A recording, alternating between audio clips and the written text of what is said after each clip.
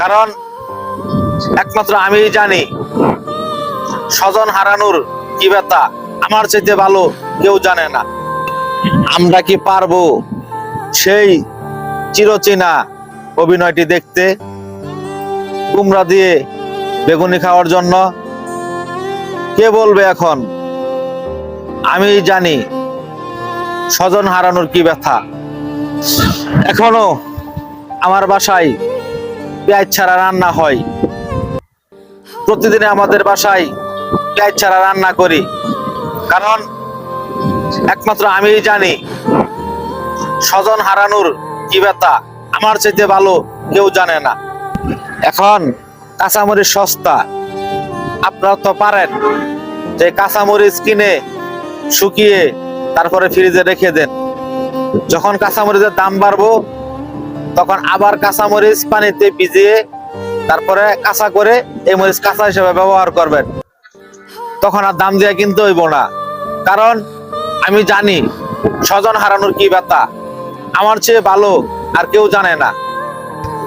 আমরা তেল ছাড়া রান্না করে খাবো। বেশি তেল খাইলে গ্যাস্ট্রিক হইব। আমাদের বাসায় প্রতিদিনে তেল ছাড়া রান্না করি আমরা, কারণ আমি জানি স্বজন হারানোর কি ব্যথা।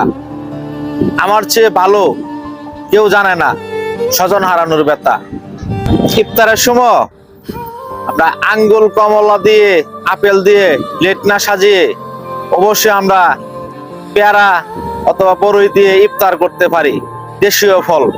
কারণ আমি জানি স্বজন হারানোর কি ব্যথা। আমার চেয়ে ভালো কেউ জানে না। সামনে কাঁঠালের সিজন আসতেছে। এখন কচি কচি কাঁঠাল পাওয়া যাবে। আমরা কি করব? মাংস দিয়ে বার্গার না খেয়ে এই কাঁঠাল দিয়ে আমরা বার্গার খাবো। কাঁঠালের বার্গার খুবই সুস্বাদু, কারণ আমি জানি স্বজন হারানোর কি ব্যথা। আমার চেয়ে ভালো কেউ জানে না স্বজন হারানোর ব্যথা। বাঙালি জাতি, তোমরা কি হারাইছ? তোমার টের পাইতাছ না?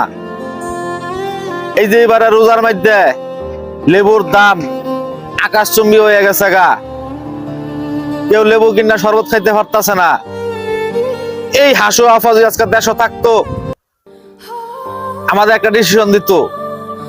ডিসিশনটা হয়তো এরকম যে লেবু দেয়া শরবত না খায়া লেবুর পাতা দেয়া শরবত খান। কারণ লেবুর পাতা কিনতে কোনো টাকা লাগে না। কারণ আমি জানি স্বজন হারানোর কি ব্যথা।